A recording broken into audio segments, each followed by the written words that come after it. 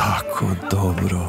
Svakog ponedjeljka na Radio Nacionalu uz Ljudevita Grgurića Grgu. Tako dobro. Tako dobro.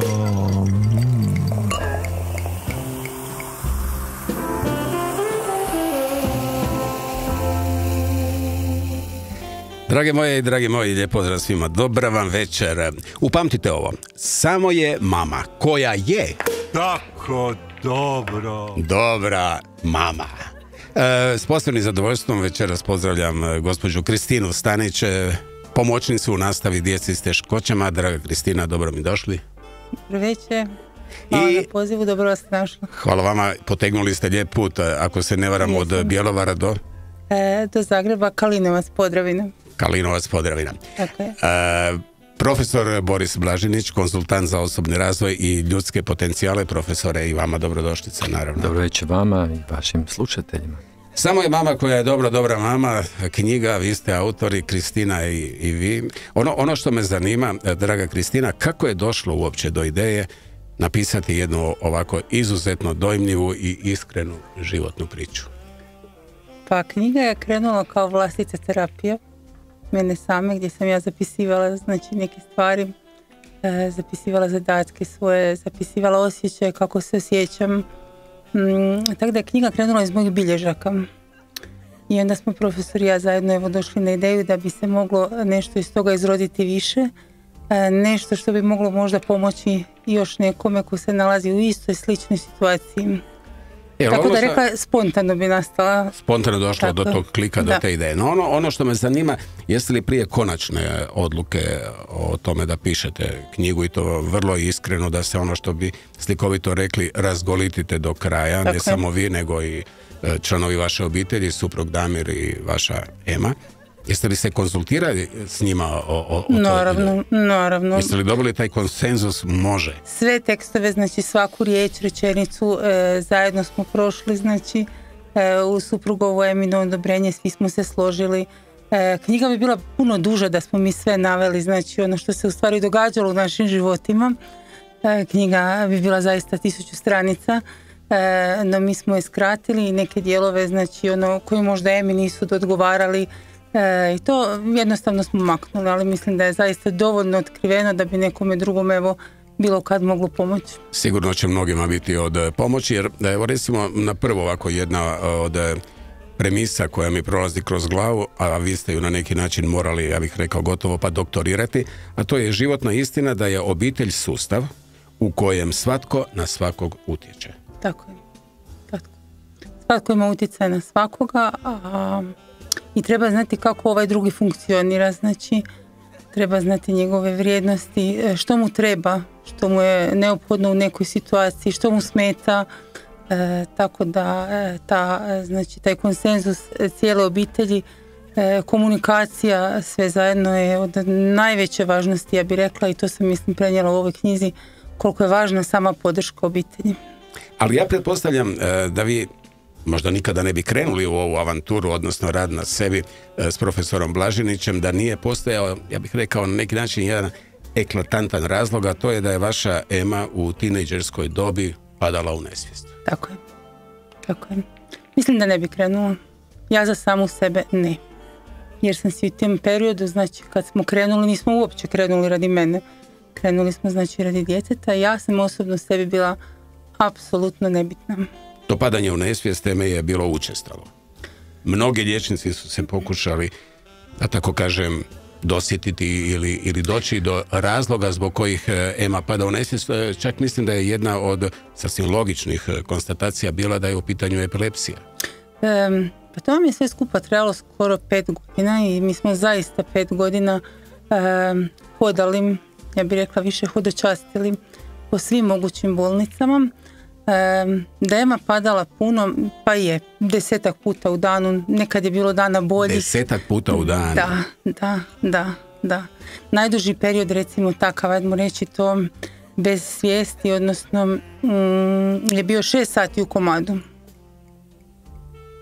Znači, samo leži, nema kontakta. Znači, velim, bilo je dana boljih, pa je znači bilo 2-3 puta Bilo je, ne znam, tjedan dan da nije hitna došla po nas, to je bilo onak vrhunac. Rekla bi da smo bili zadovoljni dok nije došla hitna u školu, kod kuće ili bilo kud, tako da bilo je zaista teško. No evo sad moramo čuti naravno i profesora Blažinića. Usprkos ovoj konstataciji da bi u pitanju mogla biti epilepsija, kada ste pregledali papire koje vam je donijela mama Kristina, vi ste bili decidirani u tome da se ne radi o epilepsiji. Pa nalazi su ne jedan, nego oni su se zaista dali ogroman trud da utvrde što bi to zaista bilo. Bilo je ključno isključiti taj neurološki dio i zapravo Ema je nakon toga išla na psihoterapiju u Zagreb i koliko, 4 godine? 4 godine smo išli na psihoterapiju, svaki tjedan. Njen suprug je morao otići u Njemačku raditi da bi mogao uopće to financirati. Međutim, na kraju su stručnjaci rekli da ne mogu pomoći. Nisu znali, ja ne mogu reći da se oni nisu trudili, oni su se svi trudili, ali nisu znali kako. Ali profesora Blažinića je pronašao vaš suprug Damir. Došli smo do profesora Blažinića preko jednog liječnika iz Varaždina, znači kod kojega smo isto bili... I on ga je preporučio, profesora Blažinića. Isto smo bili na snimanju, ali više nismo znali šta bi, znači bili smo ne treba naravno govoriti da ste vi bili skeptični. Prema... Profesor. Pa bila sam jako skeptična s obzirom na to da ako prođeš desetke kroz 5 godina nitko nije pomogao, ja sam bila u stravičnom otporu. Jer nisam vidjela da bi sad jedan taj na kraju za kojega smo se odlučili, kao što je moj suprug rekao, da on ima neki osjećaj da bi mogao pomoći, ja nisam bila u to apsolutno uvjerena, ne da uvjerena, nego sam bila jako skeptična i išla s velikim otporom kod profesora.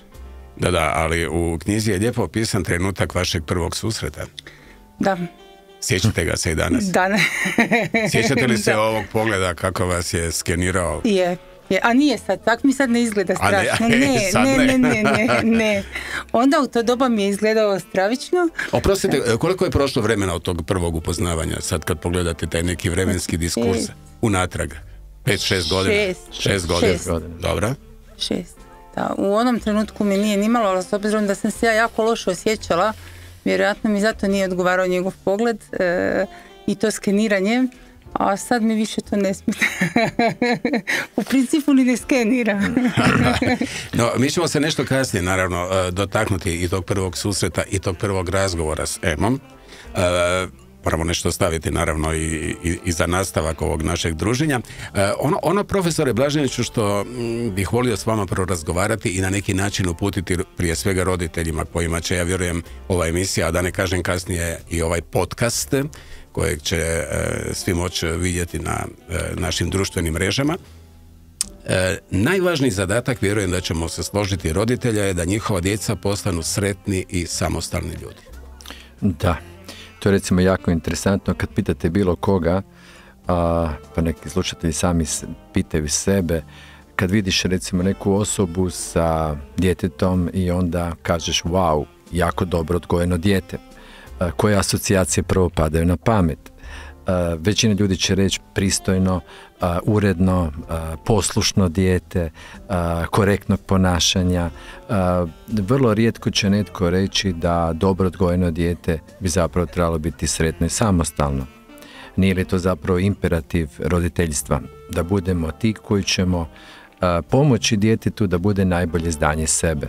Kad ste pitali ovo zapadanje u nesvijest, ključna stvar mi je bilo upravo i zato je bilo to skeniranje, razumjeti tko su ti ljudi koji su došli ispred mene.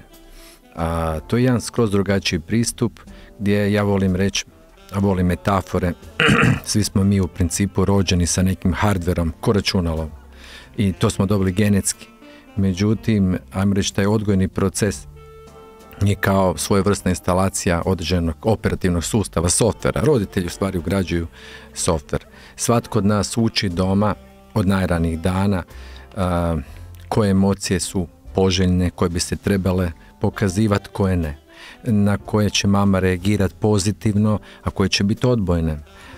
Što je korektno misliti, kako se ponaša. Drugim riječima, ja volim reći, zapravo rođeni smo prekrasni, savršeni, dok nas život nije uzeo i preprogramirao. Zapravo, život je na neki način povratak sebi i, kako bi rekao, otuđenje od svemira i zapravo otuđenje od samog sebe, od naše prave prirode. I zapravo je bio najveći izazov razumjeti kojim softverom su došli njih troje kod mene, i moj glavni zadatak je bio da vidim ne samo koja verzija softvera, nego da vidimo te razlike među njima, jer u konačnici moj zadatak je bio učiniti pomoć njima da budu kompatibilni, ali isto tako da utvrdimo gdje su mentalni virusi, bagovi koji su recimo doprinijeli ovome što se događalo Emi. Da, ali mislim da je tu izuzetno važno da sami roditelji prihvate rad na sebi. Dakle, oni moraju upoznati i sami sebe. Gledajte, nažalost, najčešće se gleda što bi drugi trebao promijeniti, što je kod drugoga loše, a sebe vrlo često ne vidimo. Volim reći da vrlo često drugima sudimo po njihovim dijelima, a sebe sudimo po svojim namjerama. Kristinine namjere su bile s jedne strane adekvatne, odraz realnosti koja se događala, i zapravo ko da imamo slijepu pjegu, nismo svjesni kako vlastitom dobrobiti zrcalimo kod drugoga.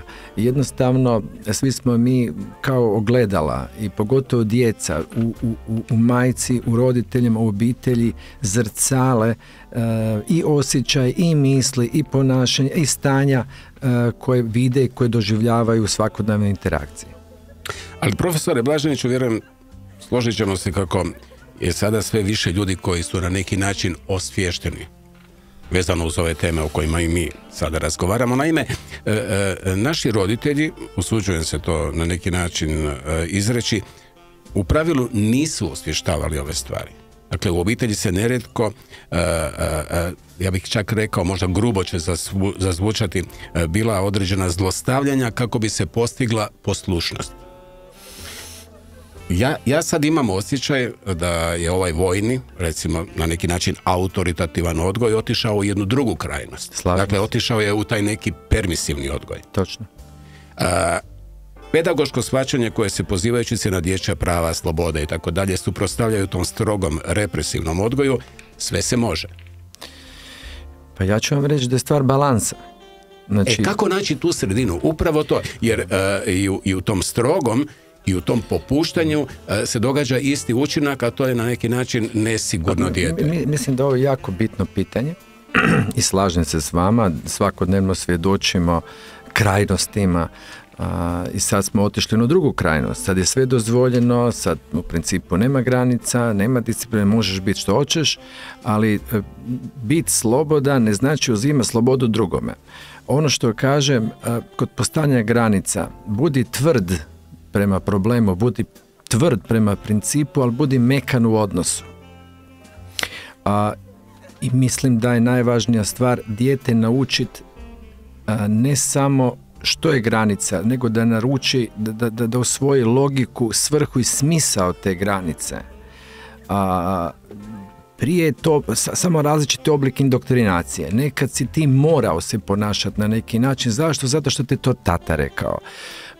Uvijek, kako falilo je objasniti koja je logika, koja je svrha i smisao toga.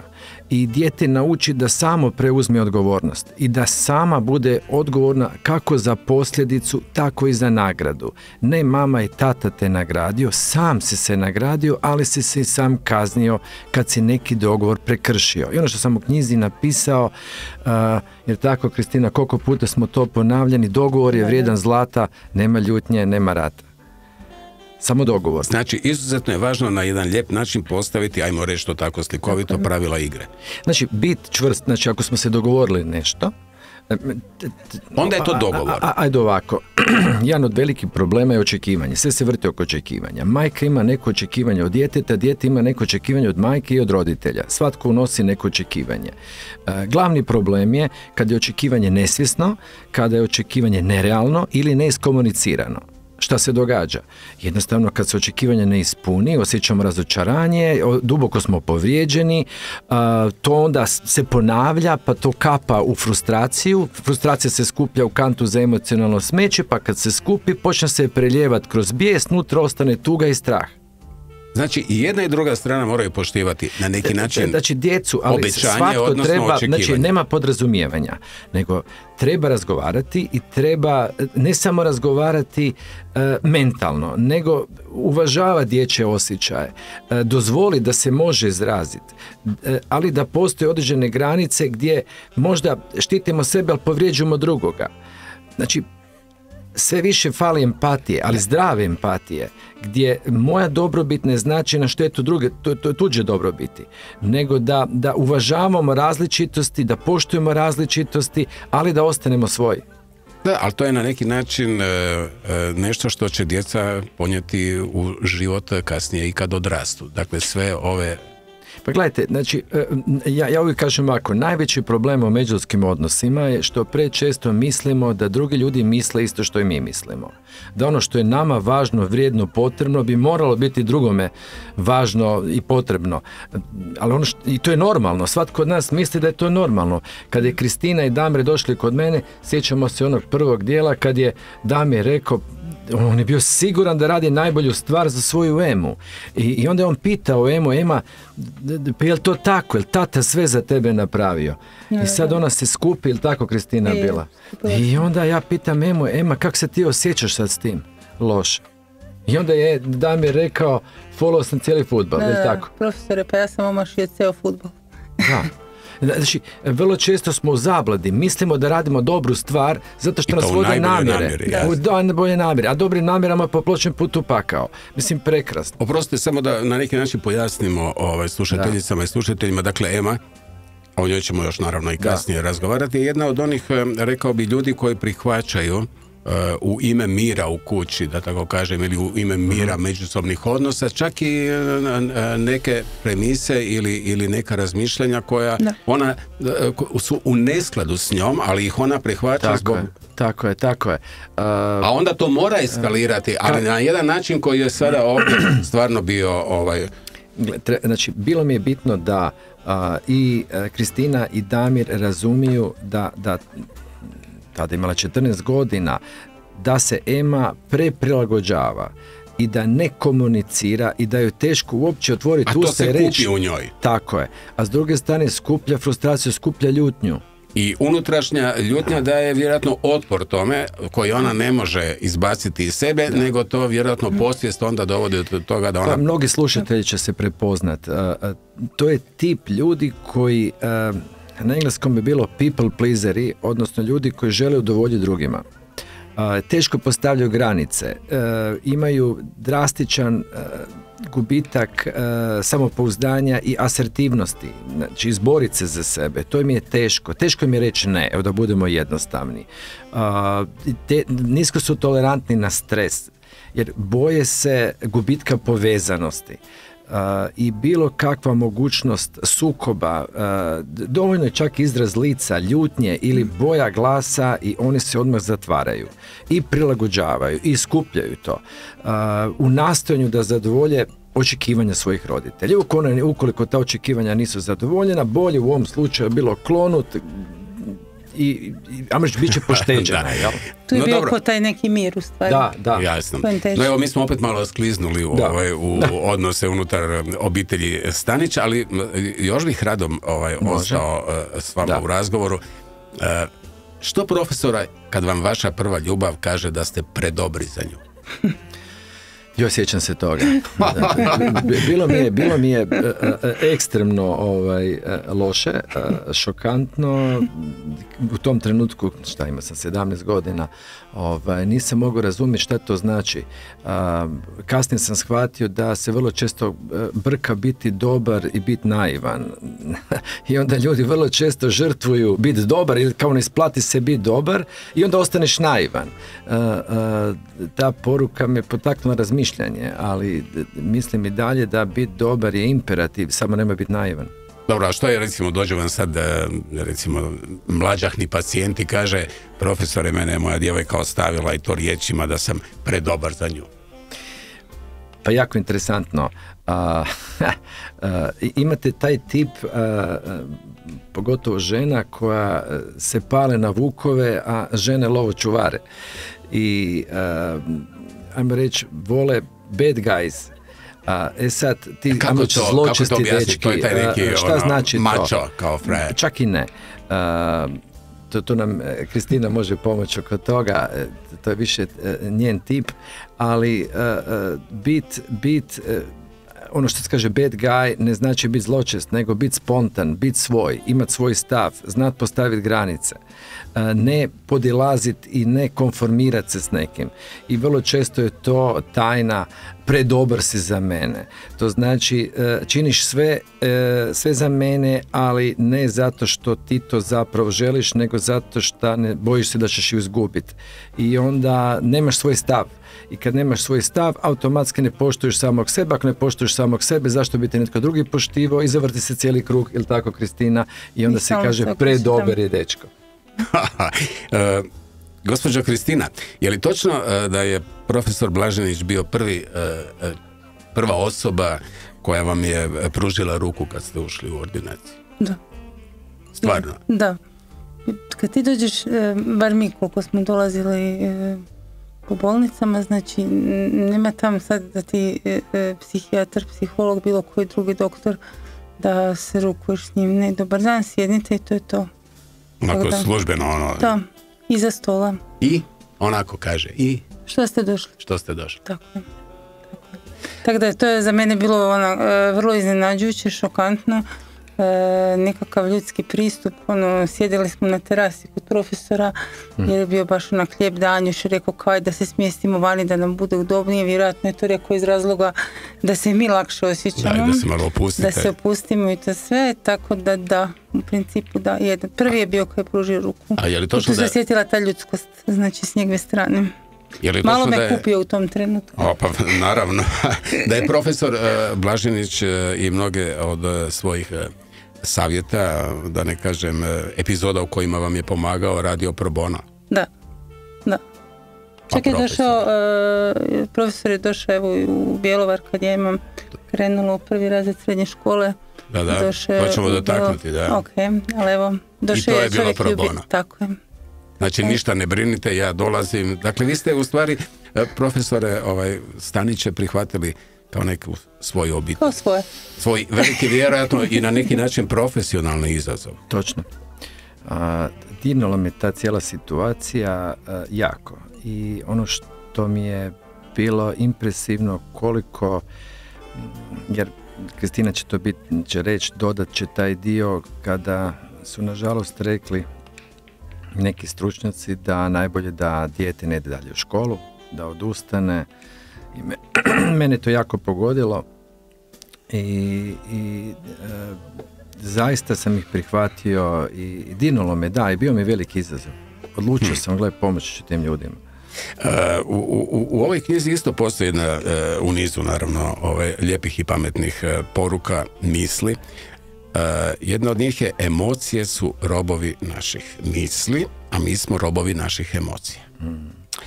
No, ja vas moram pitati, profesore, naime, u novije se vrijeme govori o neugodnim, ne o negativnim emocijama. Naime, svaka emocija, koliko god bila teška, ima svoju pozitivnu funkciju, tako barem kaže vaša profesija, odnosno na neki način predstavlja signal i upozorenje da je potrebno nešto poduzeti ili promijeniti u svome životu. Da. Danas živimo u vrijeme kulta mladosti, kulta ljepote, kulta sreće, instant svega. Svaka emocija je emocija. Da li je to tuga, ljutnja, strah? Suštinski imamo 6 glavnih emocija i one su poput znakove na cesti i ukazuju nam kako se ponašati u toj situaciji. Nažalost, sve manje i manje su ljudi emocionalno pismeni, sve više emocionalna inteligencija u inflaciji, a vjerovatno je to posljedica sve bržih života, digitalnih mreža, jednostavno šaljemo emoje jedan drugima, ona ljudska interakcija je sve manja i to doprinosi upravo nerazumijevanju direktnog kontakte kako jedan sa drugim uopće funkcionirati u realnom životu. To je nešto što svatko od nas, ja uvijek kažem, recimo ljubav isto osjećamo, ali različito pokazujemo, različito prepoznajemo. To je bilo bitno i kod njih da razumiju da svatko od njih voli jedan drugog, ali način na koji to komuniciraju, pokazuju je različit. I to je nešto što je jako bitno i ključno bilo u samom temelju za razjasniti. Ono što uvijek kažem i ljudima pokušavam tumačiti da živimo u svijetu dojmova najčešće i zaključujemo na temelju dojmova, a ne na temelju istina. I još je Sokrat rekao, ajmo prvo definirati svoje pojmove prije nego što počnemo razgovarati kako bi se razumjeli.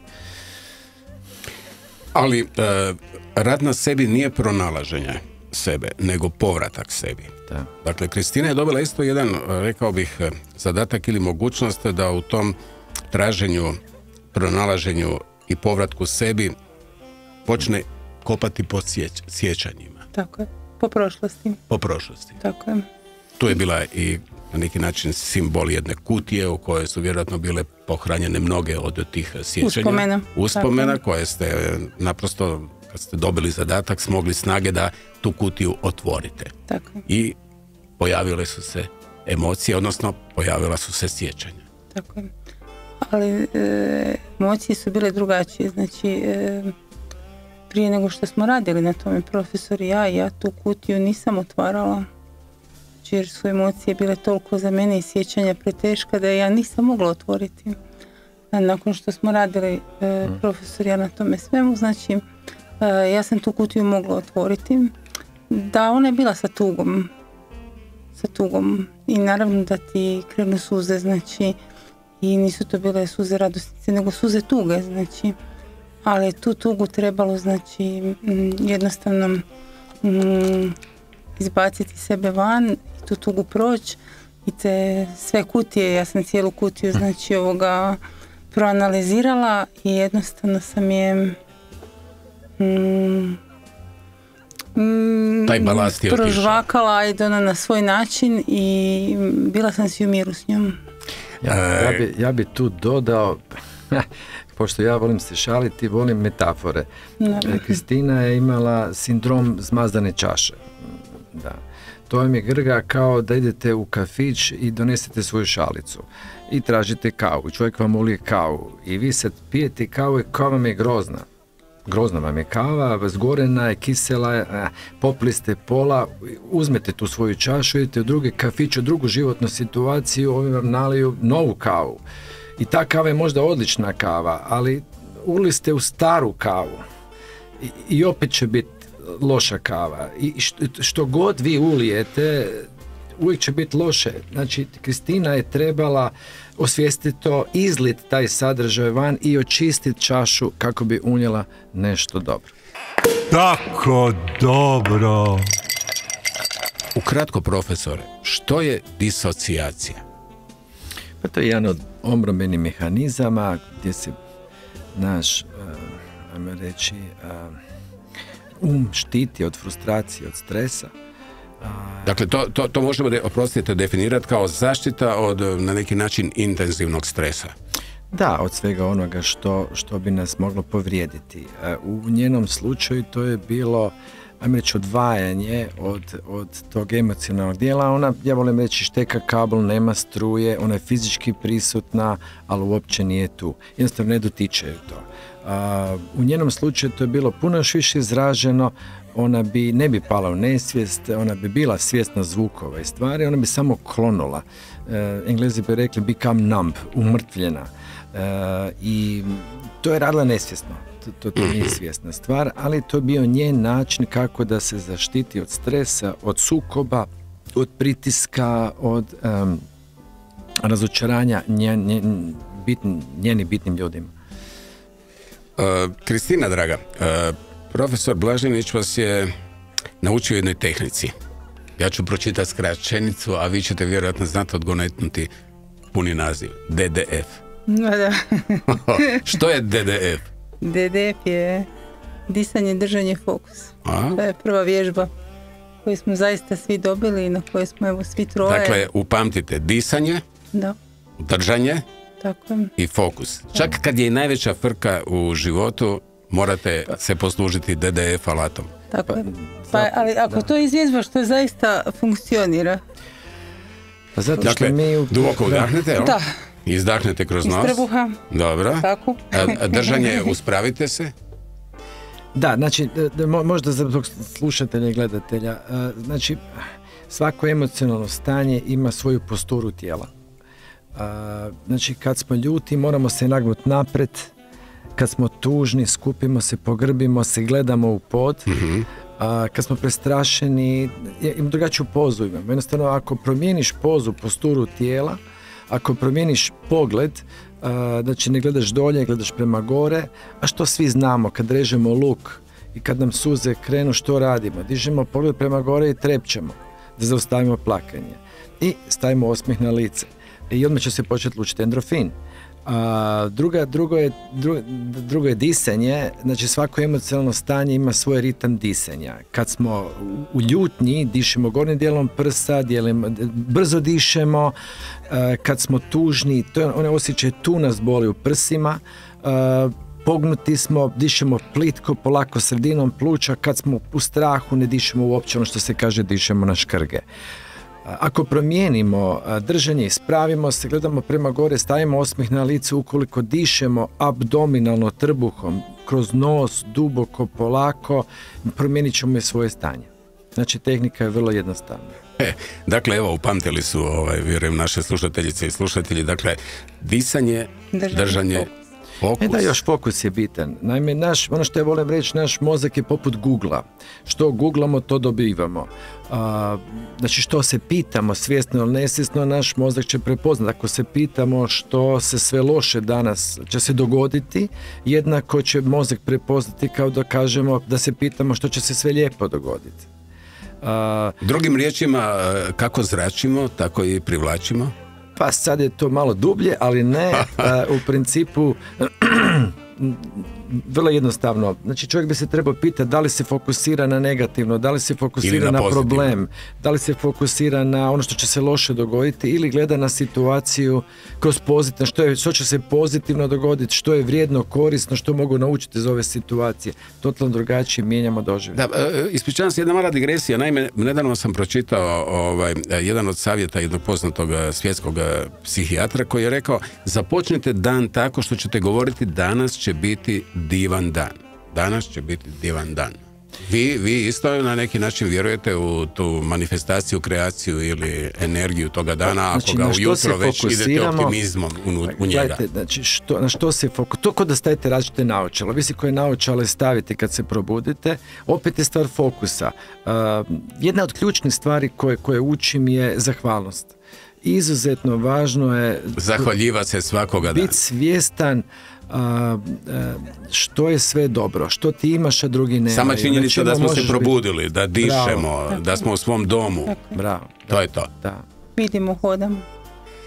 Sad ćemo malo o vašoj Emi. Ema je imala 14 godina, kao što smo rekli, bila je na neki način introvertirana, padala u nesvijest, proživljavala je obsesivan strah za koji vi čak niste znali. Naime, sanjala je ružan sen. Sanjala je čovjeka u crnom koji napada vas. Tako je. Vi niste o tome ništa znali? Ne. Prvi put sam saznala za to, znači kad smo došli prvi puta kod profesora, suprug i ja smo zaista bili u šoku i onak smo se pogledali jer kao obitelj funkcioniramo, znači da razgovaramo, da komuniciramo, mislili smo da nam dijete zaista sve govori. Tako da smo ostali u jako velikom šoku, iznenađeni. Niste mogli vjerovati da vam nije izrekla da svake noći isti san. I nisam uopće povezala to, znači zaključavanje ratiju Ona mene pitala, mama, jesi zaključala vrata? Ja to zaista nisam povezala jer si mislim, ok, živimo, ne znam, u malom mjestu, prizemlju, pa me dijete pita, sam zaključala vrata, to je normalno mi nekak bilo. Čak i kad sam zaboravila, znači ona se digla iz kreveta pa zaključala sama. Provjeravala je. Da li sam zaključala.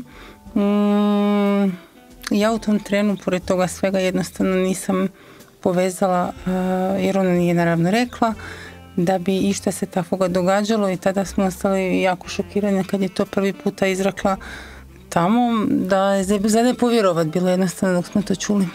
Ali zanimljivo da je profesor Blažinić rekao, ok, tog čovjeka u crnom ćemo riješiti odmah. Da. U roku keks. Da. To je bilo točno tako. Da. Dobro, ali koji je događaj po vama kreirao tog čovjeka u crnom? I kako ste ga vi uspjeli maknuti već prigodom prvog susreta?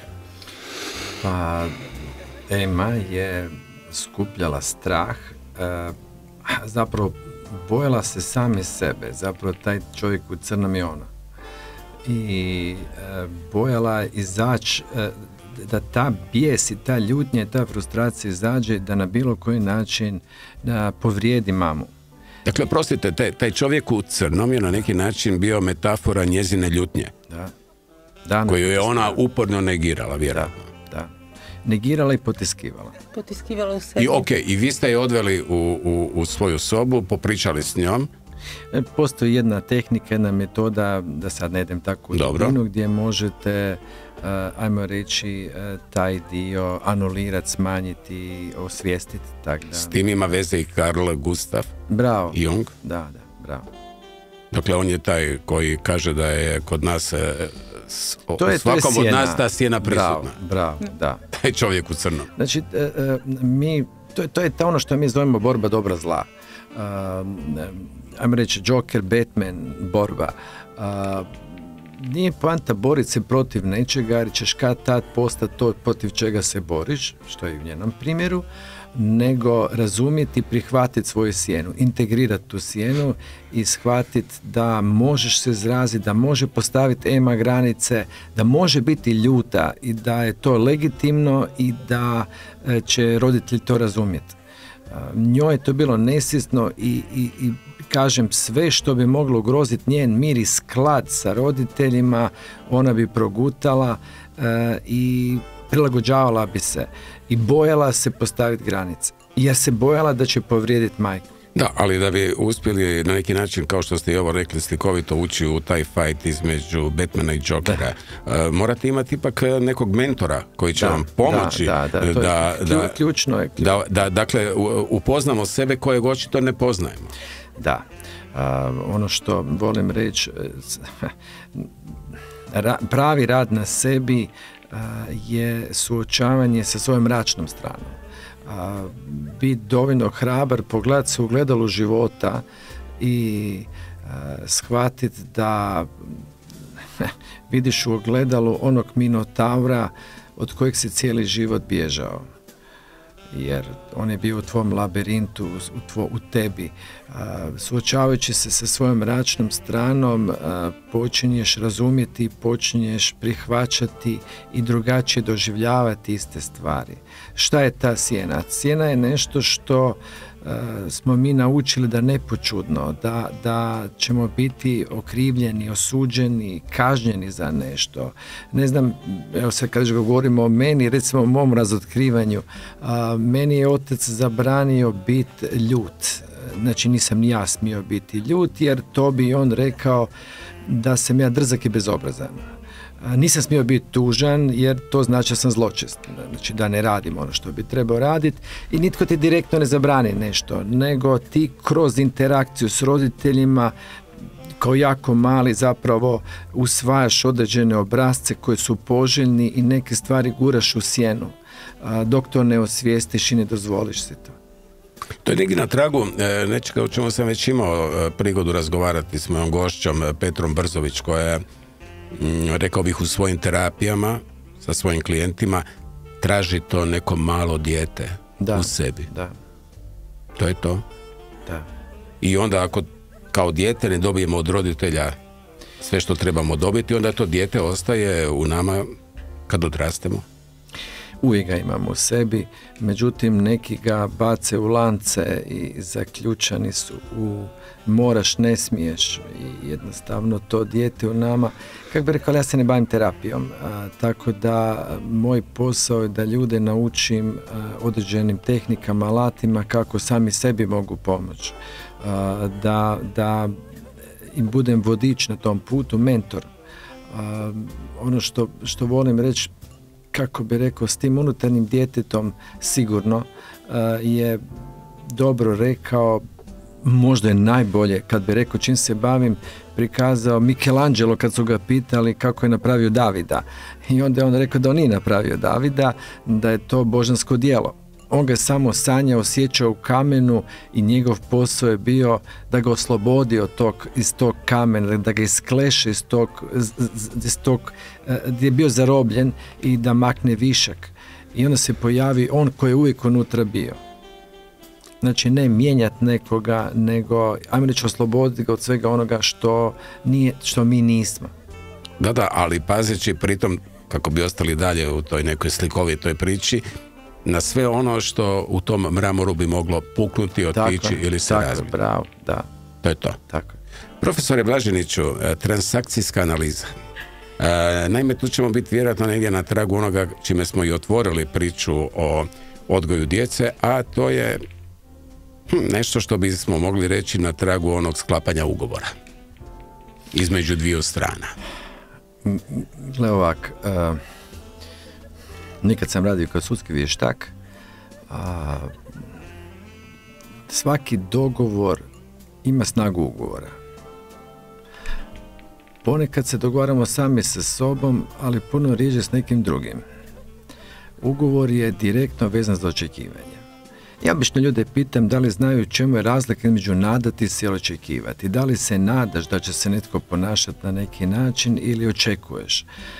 Vrlo često toga nismo svjesni i opet dolazimo u onu zamku da se razočaramo ili prečesto podrazumijevamo. Jer bi nešto trebalo biti normalno zato što se nešto podrazumijeva. Ajmo reći, kada roditelj u bilo kojem odnosu, ako svoje očekivanje iskomuniciramo, pružimo mogućnost drugome da prodiskutira, da se uskladi s nama ili da debatiramo, čak i pregovaramo, onda zapravo nakon toga dolazimo do dogovora i taj dogovor trebamo provjeriti da vidimo jesmo se dobro razumjeli. I to je trenutak gdje, ajmo reći, radimo dogovor. Da li sa djetetom, da li sa partnerom. Opet kažem, najveća, ajmo reći, prepreka je pretpostavke. Pretpostavke ludom radovanje i to dovodi do povređivanja jedan drugog, jer svatko je nešto očekivao na početku. Naravno kad se dijete rodi da presretan si, pogotovo u Kristininom situaciji gdje je izgubila dijete, gdje je, kako bi rekao, konačno se ostvario njen san i u taj odnos unosi ogromno očekivanje. I onda kad se pojavljaju nekakve poteškoće, problemi, kao u njenom slučaju, to povrijeđuje. Ima jedna dobra stvar, kad počnemo stariti, kad prestanemo se čuditi, kad prestanemo na svijet gledati očima djeteta. Svatko od nas, evo spomenuo se transakcijsku analizu Erika Berna. Da, psihijatra koji je inače rođen u Kanadi i koji je stvorio tu teoriju transakcijske analize kao način objašnjenja ljudskog ponašanja, ajmo reći. Ajmo reći, svi mi, ja kažem software, on je rekao, mi od roditeljama dobijemo taj scenarij i jako interesantno, to mi se poklapa sa Shakespeareovim riječima da je život teatar, mi samo glumci u tom životnom teatru. Ja dodajem teatrom našim roditelja i svatko od nas snima životni film nekog žanra. Neki snimaju drame, neki snimaju ratne filmove, neki snimaju komedije, neke avanturističke, neke akcijske filmove. I mi smo u tom imaginarnom svijetu glavni junaci. I biramo ljude oko sebe koji će ispuniti taj scenarij. Ali to je nesvjesno. I ono što je moj posao da pomognem ljudima, da ih osvijestim da budu scenaristi, redatelji, producenti svog života, da preuzmu tu rediteljsku palicu i da upravljaju okolnostima, a ne da okolnosti upravljaju njima. Drugim riječima, da možda malo još pojasnimo, ta transakcijska analiza je dakle jedina metoda koja se temelji na ugovoru. Dakle, u kliničkom radu ugovor je najčešće dvostran, dakle sklapa se između klijenta i terapeuta i podrazumijeva tu neku zajedničku odgovornost i klijenta i terapeuta u definiranju prije svega ciljeva, a onda u njihovoj realizaciji. Tako je. Međutim, kako ne radim kao terapeut, znači koristim elemente transakcijske analize, sam prošao kroz sve to skupa, ponavljam, znači moj pristup je drugačiji, on je puno više edukacijski i s ciljem da osobu potaknem i pitanjima dovedem do toga da sama razumije i da poveća tu samokontrolu koristeći određene alate, tehnike koji su vrlo, vrlo praktični, kao što je to i u Kristininom slučaju. Ako govorimo o ovom dijelu, onda Erik Berne kaže da svakom od nas naravno postoji jedan roditelj, jer ono što uvijek kažem, čak i kad naših roditelja nema, mi ih uvijek nosimo u svojoj glavi i čujemo kao tihi glas i svatko će prepoznat da ponekad i osjeća misli, ponaša se kao svoj roditelj. I ponekad nam se to uopće ne mora sviđati, ali to je puno brže od nas i reagiramo na određen način koji kasnije nam je žao ili nam je korisno. Također imamo jedno dijete u sebi koje je prekrasno, to je najljepši dio nas. Ako je zdravo i ako je dobilo dovoljno dozvola da se izrazi. Imamo jedan dio koji se zove odrasli, koji je na neki način medijator između ta dva dijela i razumno, racionalno, logički donosi odluke i balansira između, ajmo reći, savjesti s jedne strane i dječjih želja i osjećaja. Profesore Blaženiću, ima netko tko vas želi pozdraviti? Ja? Dobro večer, profesore. O, pa koga tu čujem? Recite nam koga vi to čujete. Pa ovaj glas odmah prepoznam. Ema, lijepi pozdrav. Večer, profesore. Ema, draga, lijep pozdrav i u ime slušateljica i slušatelja Radio Nacionala, emisije Tako dobro, moje osobno ime i naravno vjerojatno u ime mame. Bok Ema. Bok mama i dobro večer svim slušateljima radija. Hvala Ema. Zadovoljstvo je čuti vas. Gdje se nalazite ovoga trenutka? Evo ga, nalazim se trenutno na poslu. Posao je? Posao je medicinska sam sestra u zaraznoj bolnici. Gdje u? U Zagrebu, u klinika za infektivne bolesti Fran Mihaljević Zagreb. Evo, dakle, ako ja mogu izreći, vi ste očito ostvarili svoj profesionalni životni san. Velika vam je želja bila biti medicinska sestra, ali teško ste došli do toga puta ili bilo uspjeha? Bilo je jako teško i bilo je, kako bi ja rekla, trnovit put do pobjede, ali sam uspjela, ostvarila sam svoj san od 4. razreda osnovne škole i postala sam medicinska sestra. Ovako, ja ću vas pitati samo nekoliko pitanja za početak. U knjizi piše da je 18. lipnja bio za vas izuzetno važan dan. Je, zato jer taj dan sam prvi put došla kod profesora i taj dan, tad se moj život krenuo mijenjati na bolje i taj dan mi je, kako bi ja rekla, započeo moj drugi život neki. Krenula sam novu stranicu života. Lijepo ste to rekli. Evo recimo na ime profesora Borisa Blaženića, koja je vaša prva asocijacija? Pa prvo je bilo strah zato jer kak je procijenio me odmah, pogledom je procijenio, prvo je bilo strah, odmah uhvatio da šta će sad biti, da ja neću moći progovoriti riječ pred profesorom. I? Koliko je taj strah trajao, odnosno koliko je trebalo da shvatite da je to na neki način vaš mentor, da ne kažem anđeo čuvar? Pa da sam ostala sama sa profesorom, odmah mi je bilo lakše i onda sam se malo opustila. U knjizi lijepo piše Ema, mama je to napisala, da, a i mislim da je profesor potvrdio, vama nije bilo važno što je rečeno, nego kako je nešto rečeno. Je, trebalo mi se biti, kako bi rekla, mirnim načinom, jer takav ti posao je mirnim načinom da mi se kaže i ja bi to tak napravila, ja bi lijepo odgovorila, a ne kada to objasnim kao napadački način na mene da se ide.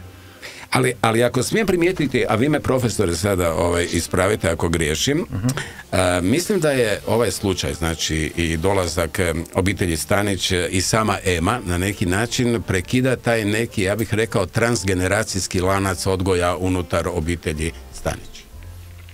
Ovo je jako, jako interesantno, interesantna konstatacija. Pa da, to je taj efekt vrućeg krumpira, gdje jednostavno jedan šalje dalje. Ono što mene čini sretnim je njihova sreća. I ovo što danas Ema govori i da ona zaista živi svoj san je nešto što je prije 6 godina bilo nemoguće. Je li tako, Ema? Tako je. To je bilo izuzetno frustrirajuće ne samo za Emu, nego za njezine roditelje. U paketu sa svim tim skupa kakva medicinska škola, samo da prestane padat, samo da počne živjeti. Znači i jedno i drugoj promjenom sebe, ajmo reći buđenjem, oni su promijenili svoj fizički izgled i svoje emocionalne navike i ponašanje prema sebi, prema drugim. Ili tako, Ema? Tako je, promijenili smo sve, svako nas troje se promijenio i poboljšao i započeli smo drugi život živjeti. Ema, što prije nisi mogla, danas možeš? Daj navedi par primjera. Kako si bila prije? Pa recimo nisam mogla prije da ja priđem grupi ljudi i počnem pričat. To nikad ne bi život napravila, nikad ne bi sama se pokrenula u teretanu, sad obožavam ići u teretanu. Nikad ne bi pričali na radiju, a sad pričate na radiju. Ne bi ni to. I za mene promociju knjige. Ne bi nikad stala pred 50-60 ljudi i pričala pred njima svima svoju životnu priču. Da, ali ima još jedna zanimljiva epizodica vezana, Ema, uz vašu osobu, a to je da ste vi na neki način uvijek htjeli biti bolesni. Vjerojatno je ta podsvijest tražila pažnju. Pa ne znam kako to objasnila. Što kaže profesor Blažinić? Pa znači ovako, to sad željela biti bolesna, ne bi se baš to tako složio, nego bi tako rekao. Jednostavno ona je na taj način nesvjesno izbjegavala biti u stresu, ono što sam rekao, na bilo koji način povrijediti očekivanja mame, tate i taj disocijativni obrambeni mehanizam je na neki način štitio, ali u isto vrijeme odvajao i od sebe i od drugih, ali u tom trenutku to je bilo njen nesvjesni odgovor, najbolja stvar koju je u tom trenutku znala. Je li tako, Ema? Tako je. Ema, draga, ali ja sad moram reći još jednu stvar, naravno čitajući knjigu i sada uživam u tome kako je profesor uspio vas, dakle, prvo riješiti onog crnog čovjeka koji vam se pojavljivao u snu iz noći u noće, a onda vas je na neki način, rekao bih, digao, odnosno prestali ste padati u nesvijest. Da. I sad odjednom čitam dalje i ne mogu vjerovati, pojavljuje se netko tko je vaša, ajmo reći, prva ljubav, vaš dečko. I što kaže, evo, to sad moramo i mamu Kristinu pitati, jer mame naravno uvijek traže na neki način, možeš li mi dovesti tog dečka da ga malo poskeniram, i mama je poskenirala dečka. Poskenirala je ona njega uzduž i popreko, mama. I šta je mama zaključila? Svašta. Čekajte, jeste zaključili da bi taj dečko mogao biti dobar za Emu ili ne? Kao mama, nijedan dečko nije dobar za jedino dijete, tako da svašta sam poskenirala, no odabir sam zaista, s obzirom da sam tad već naučila, pustila Emi. Tako je, da ona sama vidi što je za nju dobro, kako i danas radim, znači tako i onda. Ali zanimljiva je činjenica da je Emin dečko pristao zajedno s vama doći profesoru Blažiniću i onda ga je profesor Blažinić malo poskenirao. Alo, da. I? Što kaže profesor? Uočili ste jedan detalj koji je onako malo, ajmo reći, zasmrdio, uvjetno rečeno, a to je da je dečko odbijao smjernice koje je inače imala Ema i kojih je ona... Pa imate neke, ajmo reći, određen tip ljudi koji, a on je bio sklon tome, da ubaci kazetu, stisne play i kazeta traje i volio je popovat, moralizirat, a nije baš volio misliti. Ono što je Emi u tom trenutku, on zaista dobro došao, jer je ono što uvijek kažem, nitko ne dolazi slučajno, to sam rekao i Kristini, da samo pusti i da će Ema kroz to sazriti i to je baš bilo dobro da, čak i kada se nešto loše dogodi, zapravo kratkoročno je loše, ali dugoročno stvara dobre benefite, svaka situacija je lekcija.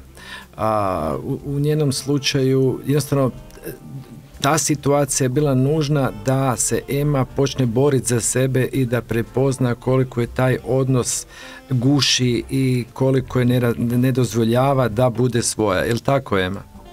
Tako je. Da, ali Ema, recite nam možda, evo, samo na neki način vaše sjećanje razgovora s profesorom Blaženićem kada ste osvijestili taj trenutak, kada vas je on na neki način, ajmo reći, poveo u jedno vremensko putovanje, kada vam je postavio zadatak, Ema, u toj vezi kako se vidiš s dobrim i lošim stranama za jedno 5 godina i onda ste krenuli dakle na to putovanje analizirajući, a to nije nimalo lako, procjenjujući kakav bi mogao biti život za 5 godina s tom osobom. Točno?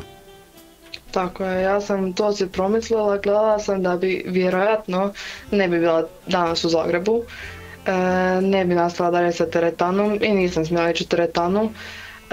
I život mi je bio iskreno kaotičan. Ali isto tako je činjenica da ste vi, a to sve lijepo piše mama u knjizi, a vi ste dali dopuštenje za to, u tom vremenu odjedanput ponovno počeli dobivati na kilogramima. Dakle, dobili ste gotovo 30 kilograma. Tako je.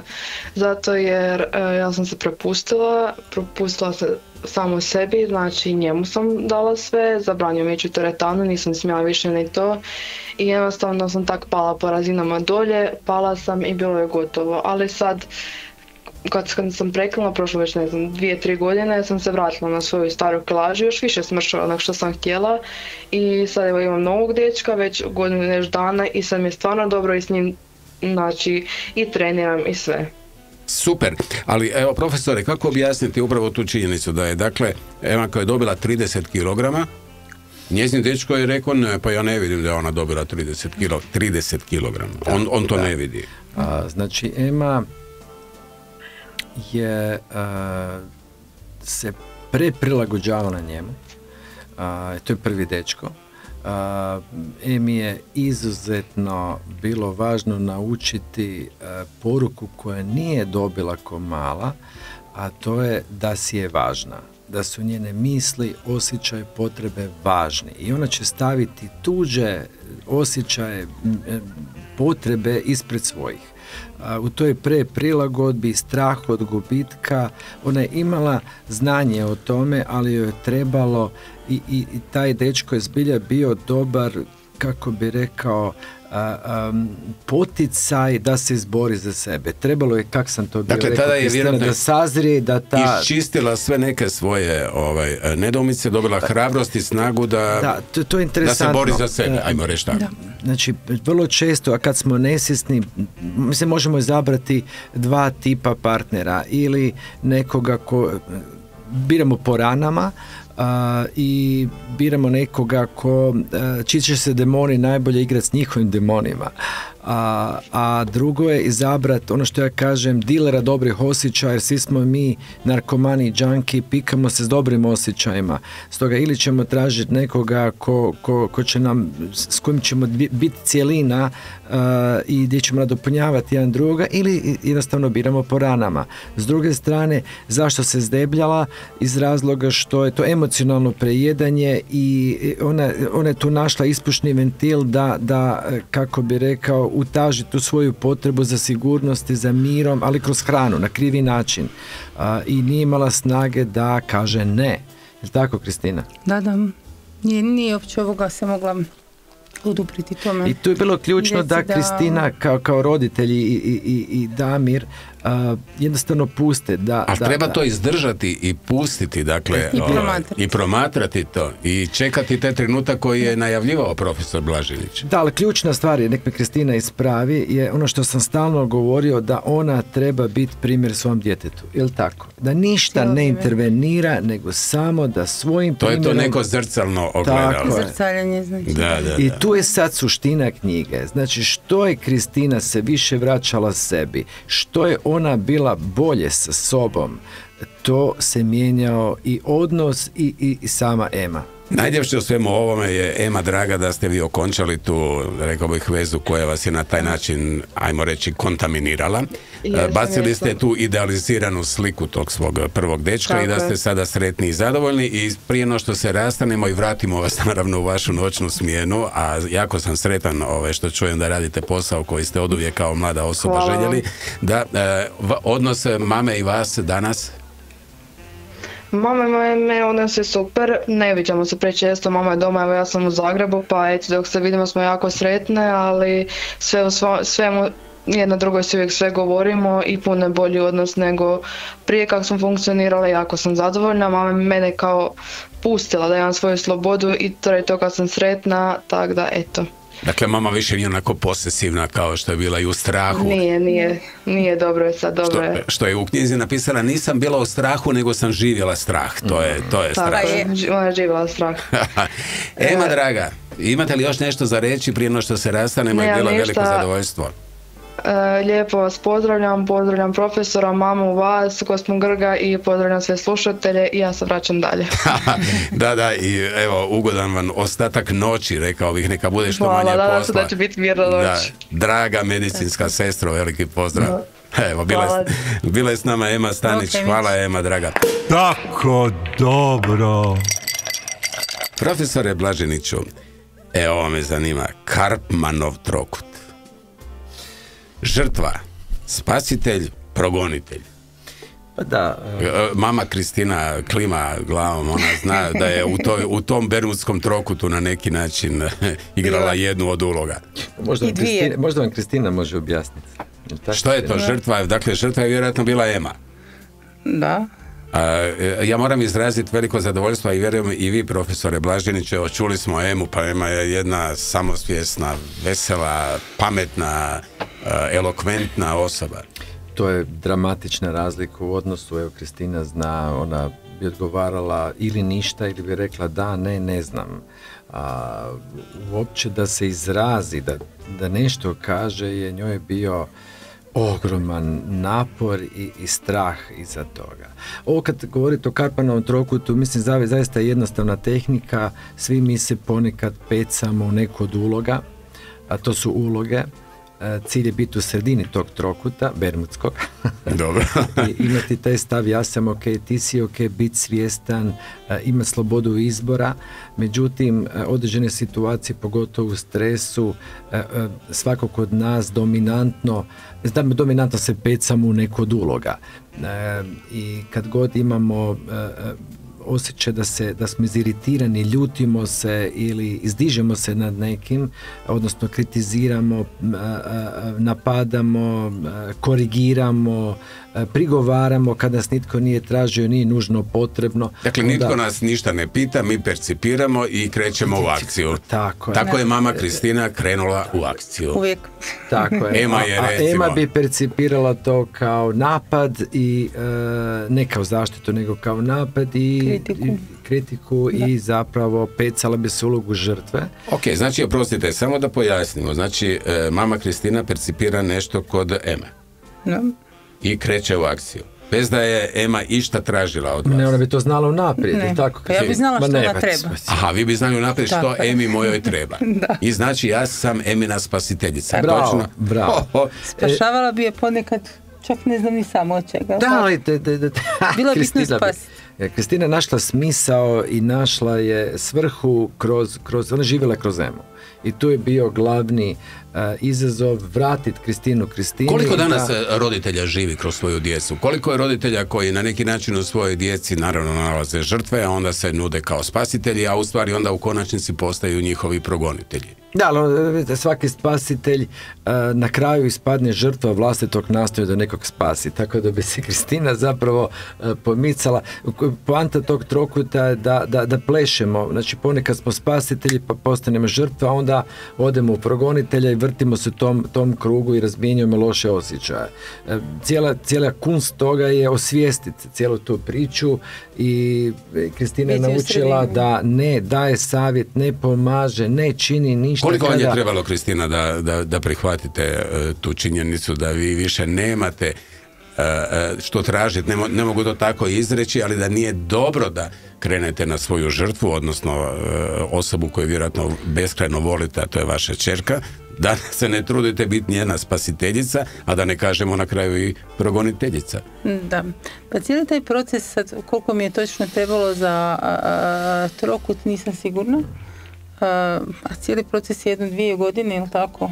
Sad, koliko mi je točno za njega, znači, s obzirom da i u knjizi pišu različite, znači, vježbe, od kako smo već napomenuli, disanje, držanja fokusa, znači, sve je to išlo pomalo, znači, prvo usavršiš jednu vježbu, pa, ne znam, skupljaš dobre osjećaje, pa usavršiš, znači, trokut, da zaista sam morala jako dobro se koncentrirati, da se ne lovim, znači, u tu ulogu, samu sebe pominjati u glavi, ne, znači, ako nemaš nešto lijepo za reći, rađe prešuti, i tako da je, koliko mi je za samo taj trokut trebalo, evo, ne mogu reći točno. A kako ste vi došli, profesore, do konstatacije da je riječ o tom famoznom, kako ja volim reći, bermudskom trokutu, jer vam se na to požalila Ema?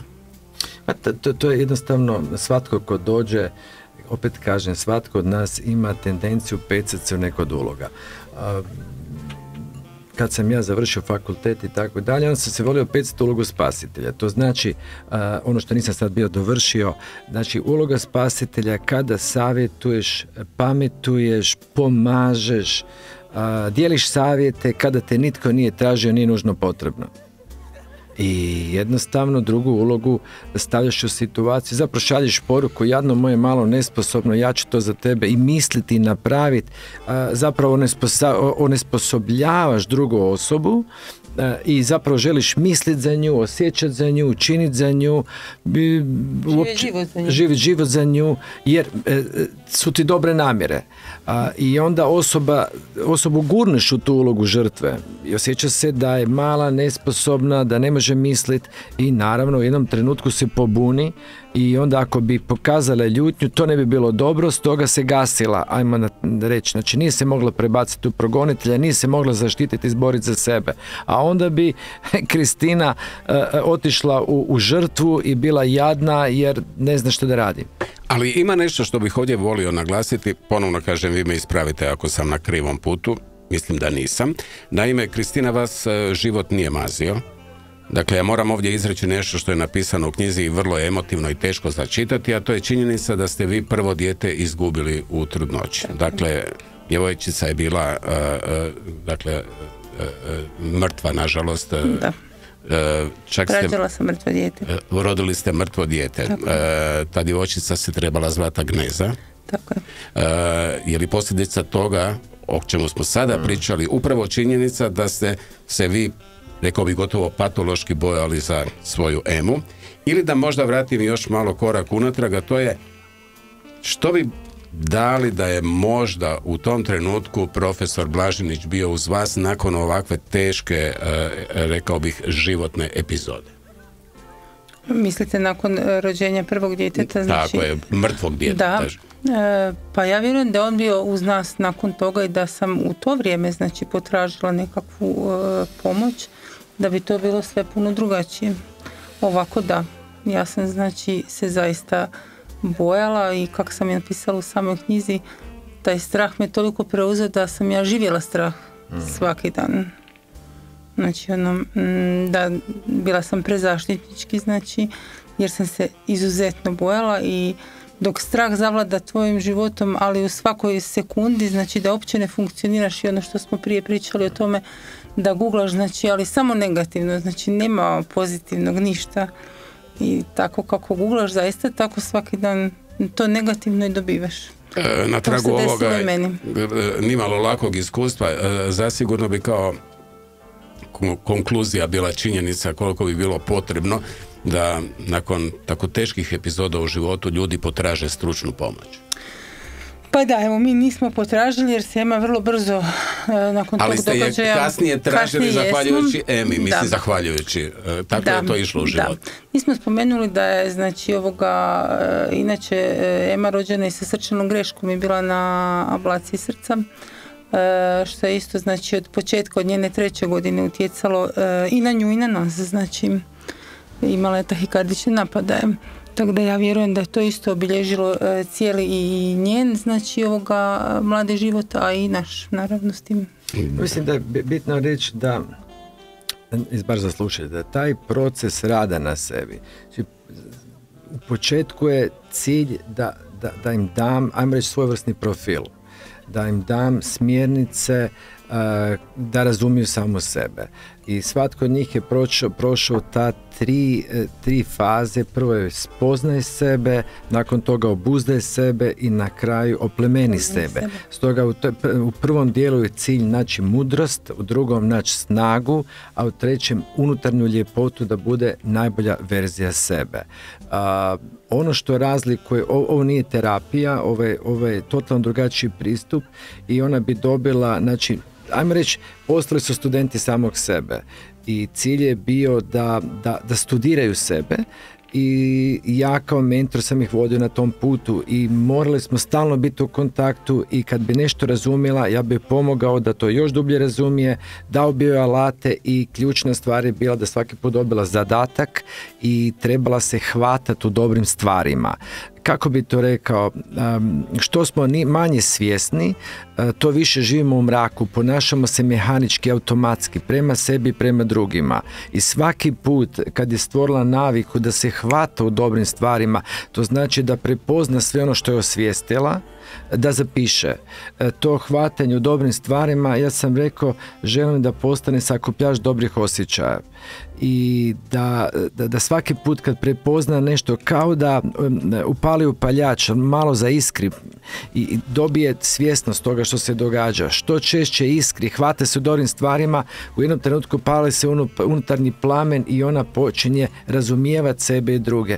I na kraju kroz dijeljenje to obiteljsko, i zato kažem da je izuzetno važno naglasiti da su oni kao obitelj ostali zajedno, nevjerovatno povezani u najtežim trenucima i to je bilo jedna od ključnih stvari da se uopće nešto može napraviti. I onda je zapravo buknulo ta unutarnja vatra gdje su se oni oslobodili i mogli biti ono što zapravo svatko od njih je, a da pritom ne baca sjenu na drugoga.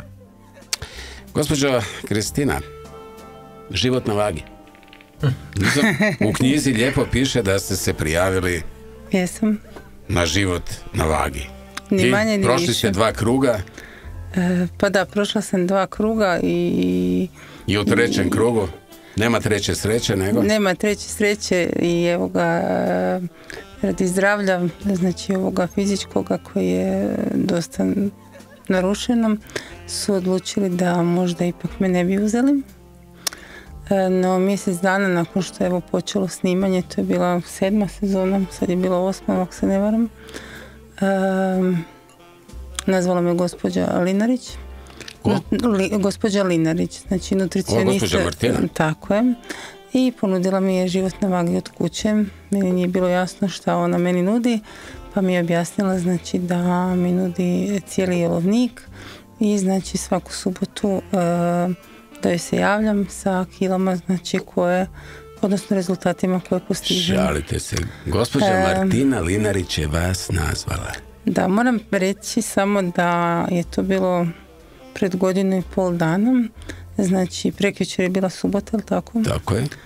Ja subotom i dalje, svaku subotu se njoj još uvijek javljam. Što bi rekla da čuje ovo, kako se vi borite s kilogramima? Pa ona, znate kad se čujemo svaku subotu? Pa možda se čuti ponedjeljkom, recimo. A ne, subotom je vaganje i to je... Izuzetak potvrđuje pravilo gospođo Linariće, jer se slažete vi s ovim. Gospođo Martina je rekla subotom... A, Martina! Ej, draga. A pa Bog, Martina. Bog, ne mogu vjerovati. Možda biti samo subota. A subotu smo... Ne mogu vjerovati. Gospođo Linarić, veliki pozdrav i velika vam hvala što ste nam se na kratko pridružili. A Martina moja. Evo, Martina moja, kaže gospođa Kristina Stanić. Dobro nam došli, doktorice znanosti, nutricionistice života na vagi. Hvala vam na pozivu i dobro večer svima. Dobro večer i vama. Ovo što smo ukratko čuli, dakle, imate zasigurno i sjećanje na gospođu Kristinu i vaš hvale vrijedan potez. Kako ste uopće odlučili to? Kako vam je ono kliknulo da toj gospođi treba pomoći, da iako nije ušla u serijal Života na vagi, Vi ćete biti njezin mentor. Pa dobro, ja imam zaista veliko iskustvo sa rada pretalim osobama i znam da im treba pomoć i borba sa pretilošću zaista nije borba koja se vodi mjesec, 2, 3, 6, to je borba koja može potrajati i godinama.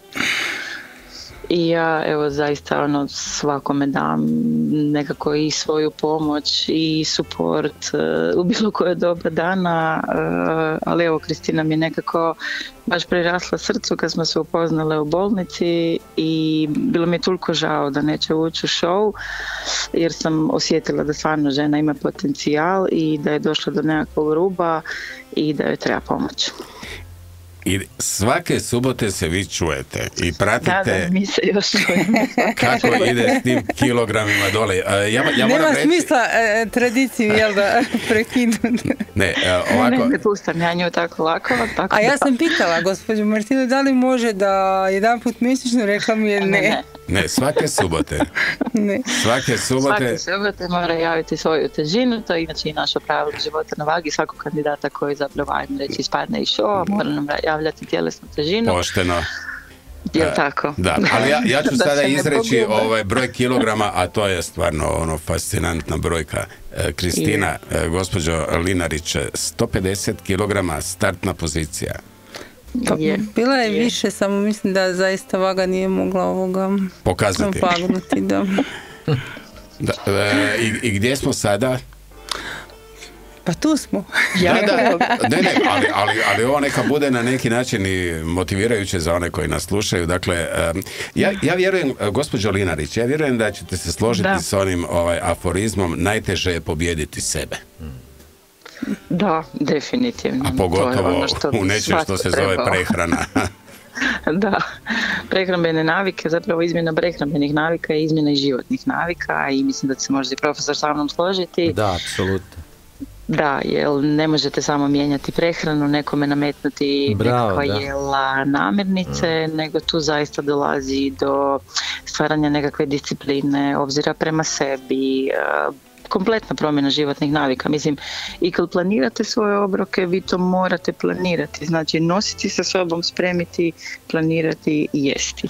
Organizirati. Da, organizacija, što je ono... Da, ali sad je, ja vam moram reći jako lijepo, uostalom i ova emisija će zaživjeti kao podcast na YouTube kanalu.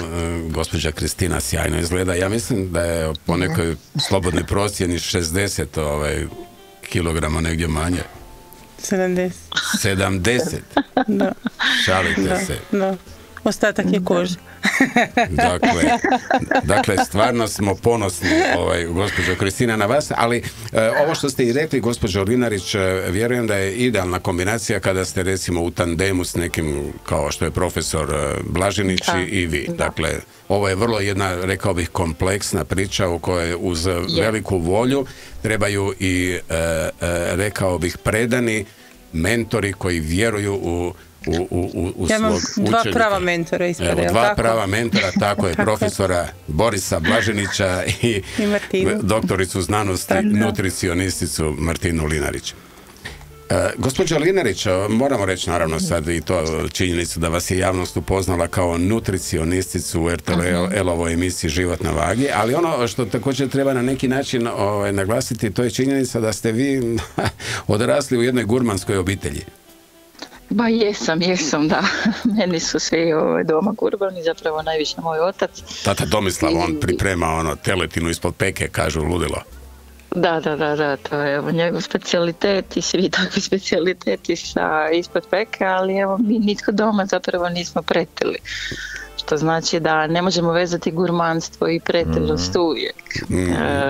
Pretilost je zapravo bolest, ako baš govorimo o pretilošću koja ima nekakve možda druge čimbenike, odnosno podloge, više su to nekako emotivna prejedanja i to će možda profesor puno bolje objasniti i nekakva stanja s kojima se takvi ljudi jednostavno ne znaju izboriti i zato je jako važno da cijeli taj proces gubitka tjelesne težine prati i ima i psihološki naravno pristup.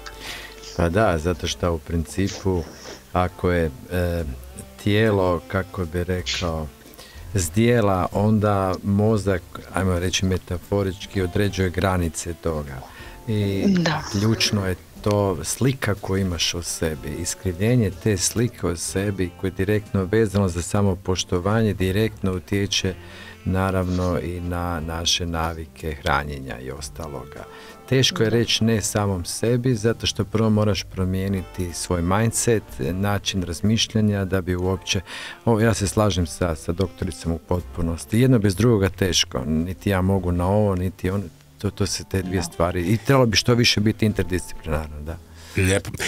Gospođo Linarić, ono što vi na neki način, ajmo reći, propagirate i u svojoj ulozi u serijalu Života na vagi, to je činjenica da sebi ne dopuštate biti tijekom dana gladna. Dakle, jedete, negdje sam pročitao, 6 puta dnevno, ali u malim dozama. Da, pa mislim to je bit svega, to učim i njih tamo, bez obzira da li je nekakva zdravstveno poteškoća posredi, pa onda moramo tako planirati obroke. Dobro. Ali to je kod pretilih ljudi jako važno, zato jer njima se svima događa to da oni jedu 1 put ili 2 puta na dan i tu vam onda dolazi do tog prejedanja, odnosno unosa povećanih količina u jednom obroku kojih onda oni zapravo nisu niti svjesni.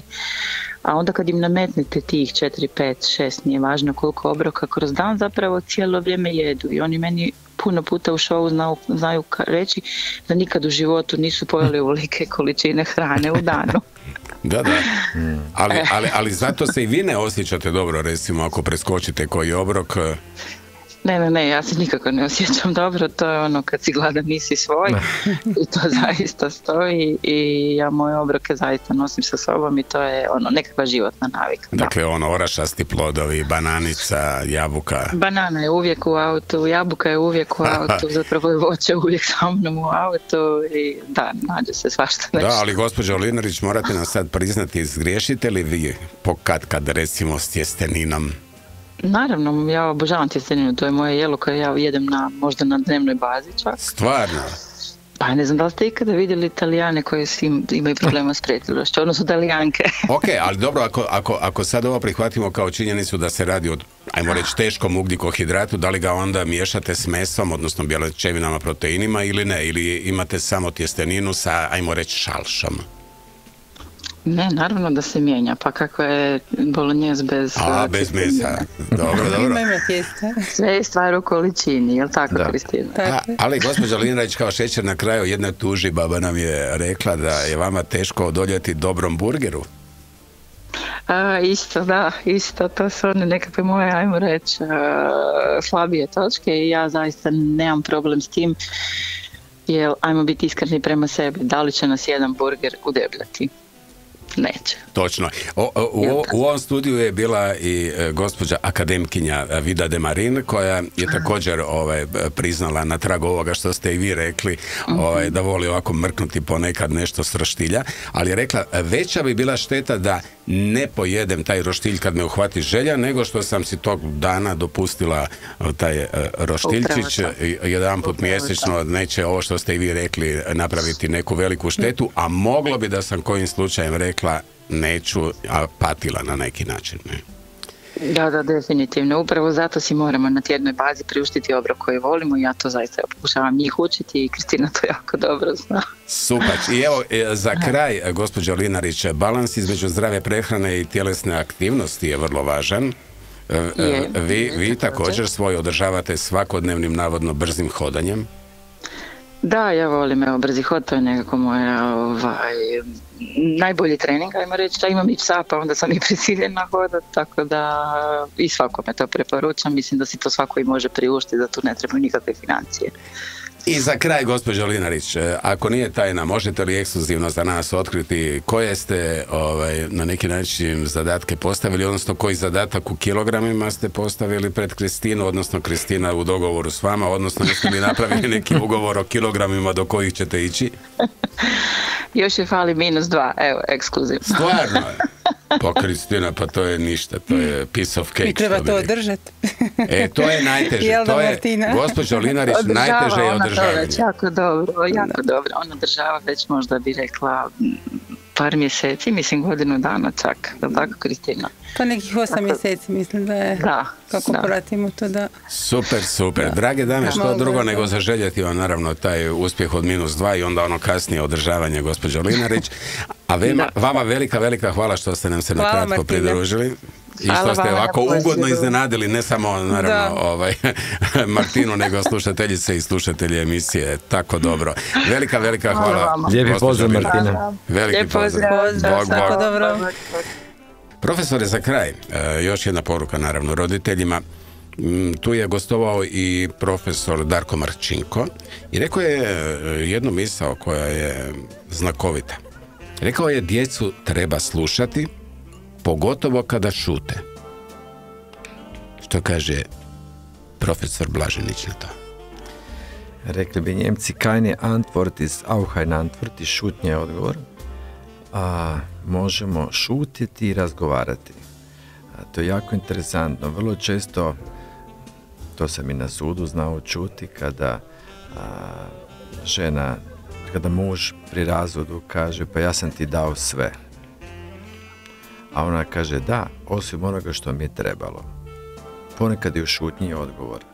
Možemo biti povezani s nekim emocionalno, a da ništa ne govorimo. Djecu treba osjetiti, djecu treba doživjeti, emocije trebamo zrcaliti. Jednostavno, naša uloga je da zaista učinimo djecu samostalnim i sretnima, i kad si iznutra zadovoljan, onda nema devijacija. Jednostavno, ljubav koju dobiješ doma, kao i šalica, kad je napuniš, onda jednostavno pun si ljubavi ili si pun nečega drugoga. Želimo napuniti djecu srećom i ljubavlju, u najmanju ruku onom što ništa ne košta, a toliko puno znači. Gospođo Kristina, vi ste zasigurno sretni što je sada vaša Ema takva kakvu smo je večeras doživjeli. Jesam jako sretna i ponosna. Ali vjerojatno ste ponosni na sebe. Jesam. Ponosni ste i na svog sebe, na Damira. Jesam. Damir se ovdje apostrofira. Zahvalna, da, što je cijelo vrijeme bio znači uz mene i što je znači zaista bio moja podrška i bio i uz mene i uz Emu, zaista kao funkcionalna jedna obitelj smo to sve. Ta obitelj je kao neki sustav spojenih posuda. Da. Možemo li tako reći, profesore? Da. Ja bih rekao, oni su 3 računala spojenih u mrežu i cilj je bilo cilj je bilo učiniti ih još kompatibilnih i da zapravo ta kompatibilnost bude poveznica između tih različitosti, a da svi zajedno doprinose zajedničkom cilju i svrhu. I ta ljubav koja ih je povezala im je dala snagu da ustraju i da se izdignu samim sobom, vlastitim egom i da zaista žive san koji žele i zaslužuju.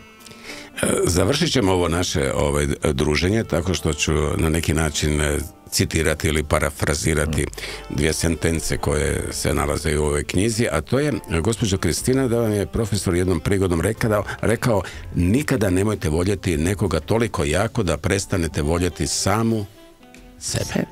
Da. To je u principu išlo i Eme imenom.